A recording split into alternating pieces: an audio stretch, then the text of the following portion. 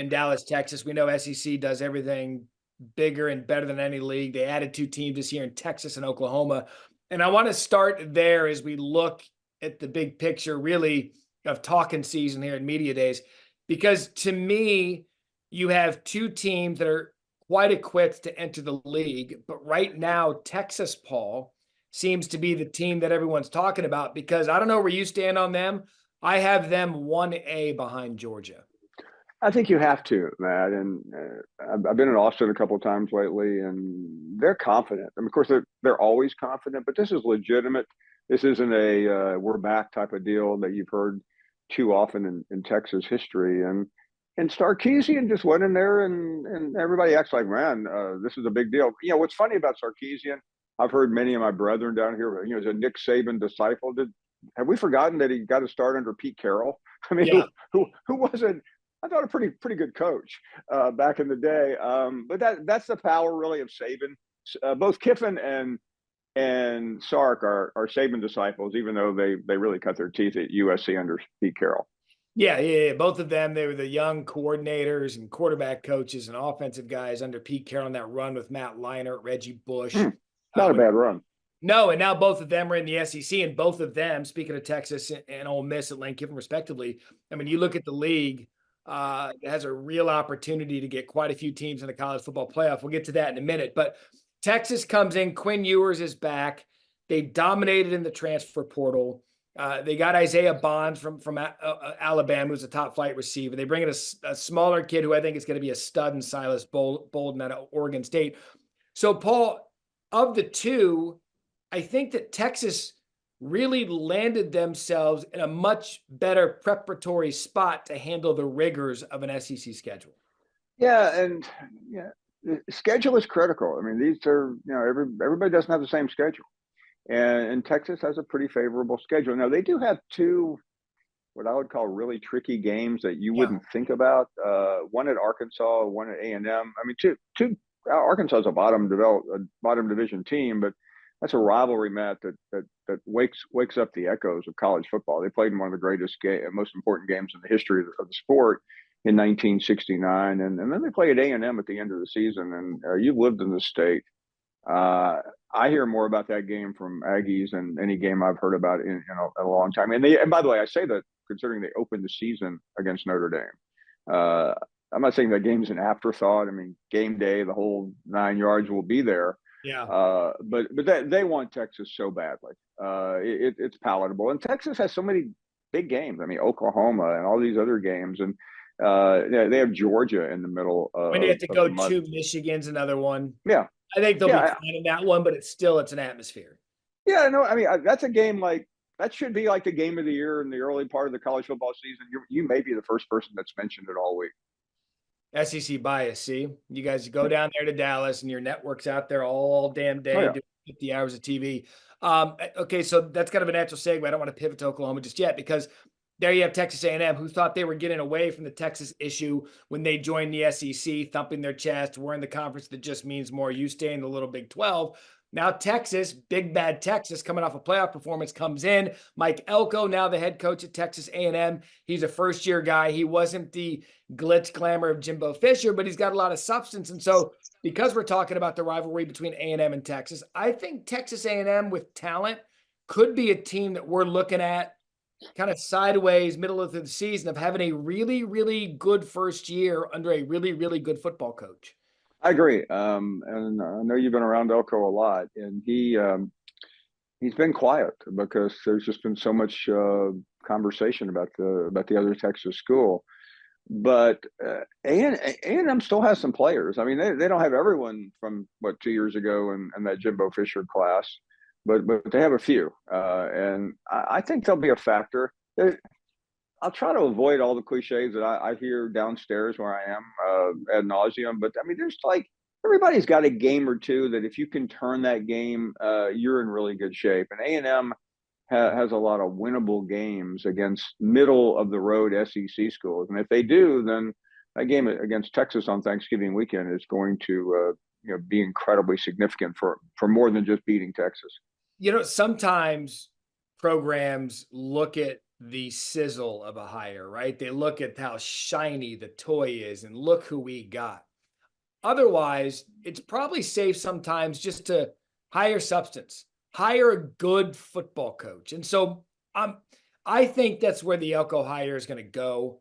And I think A&M down the road is going to be one of these teams that we're talking about with Alabama, Georgia, LSU, Texas, that are going to be these teams that are going to find themselves among the upper echelon of the SEC because they should have resources. Yeah, I mean, every time I go to A&M, Matt, I just don't understand why they're so inconsistent because I mean they are not Texas, but nobody is in terms of the money and the Right. but yeah, they're not far behind Texas when it comes to money. I mean they're in the same zip code, but they have everything, and they've got one of the most unique fan bases. The tradition. It's baffling to me, except that they went all in on the wrong guy. They got a guy who, by the time Jimbo Fisher made it to College Station, he was damaged goods, and he took the check, and that's really about it. He's like a live golfer. Jimbo is Yeah, to college football. Live. I agree. He took the check, and you didn't hear much from him after that. No offense, Yeah, Bryce DeChambeau, Brooks Koepka. That's another podcast here and there. yeah. At Oklahoma, just because they're a newcomer, I want to get to them. Year 2 under Brent Venables, much better than year 1. I know a lot of people question whether Brent Venables could be a quality head coach. Lebby goes to Mississippi State. He's the new head coach down there. He's got to bring in a new offensive coordinator. Dylan Gabriel transfers to Oregon, but they got a really young, talented quarterback they love. That was a true freshman a year ago. Here's where I am with Oklahoma, Paul. Oklahoma has the tradition and the ability to be a problem in the SEC. Year 1, I don't know that that's going to be the case.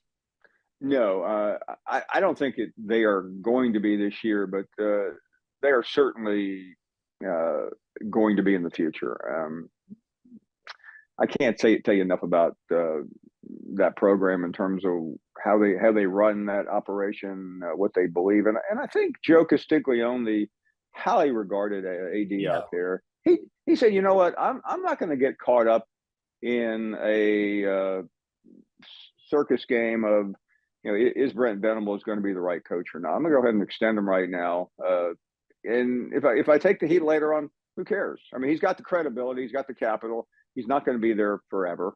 And so I think he just gambled. And I like Venables. I mean, I know we'll get to the subject in a few minutes, but look at Clemson without Brent Venables. I mean, that program has taken a big hit. It may have taken one anyway, but he was one of the most important coordinators to a big time program I've seen in a while. And look, and stability sometimes in the SEC is something we don't necessarily see, although programs want it. I'm looking down the list right now. You got a new coach at Mississippi State and Lebby. I just mentioned that. You've got a new coach at Texas A&M and Elko, and a new coach at the biggest program in the SEC, which we'll pivot to there, and Kalen DeBoer, because after 17 seasons, Nick Saban retired. He's now your colleague and my colleague here at ESPN. Let's start from the Saban perspective first. He said with me on SportsCenter the other day, and I know you guys have talked about it extensively in the SEC Network, I said, how much have you been involved since you retired? And he said, I'm available. I've been available. I've talked with them. How much, Paul, are you hearing having Saban's presence still there has helped this transition of power at Alabama? I think it's helped the most in recruiting. I mean, I really don't think Kalen DeBoer needs Nick Saban for X's and O's advice, but recruiting is critical. And I've seen a number of 5-stars in recent weeks commit to Alabama, and I feel pretty confident that Saban's probably played a role. I mean, nobody should be surprised by anything the guy does, but I mean, he's very artfully transitioned into this new role. He seems to like it so far. But I know that he's made calls, but I don't think he's actively involved. I mean, he showed up at DeBoer's press conference. He showed up at the spring game. A couple of eyebrows were raised, and why is he here? But I think he wants them to know, if you need me, I'm here. He probably really doesn't want to be bothered that much because he's been there before. But I think he's still kind of like, I don't know how to describe. I mean, he's still somewhat the coach, but he's not the coach. That's very poor English for a guy that used to make a living writing. But his shadow is still there. But I think DeBoer has had as smooth an offseason as I've ever seen. He took a hit the first week. He lost Caleb Downs. Yeah. He lost Julian Sayin, the incoming, the Yeah. great freshman. A couple other players, but he's made up for it. I mean, he may not have completely. I mean, you don't make up for losing Caleb Downs, who went to Ohio State. He's not only a 5-star, but he's like an elite difference maker 5-star. Saying, yeah. But I think they talk, but I think Saban's really into this new job, and the colleague thing is a little bit overdone.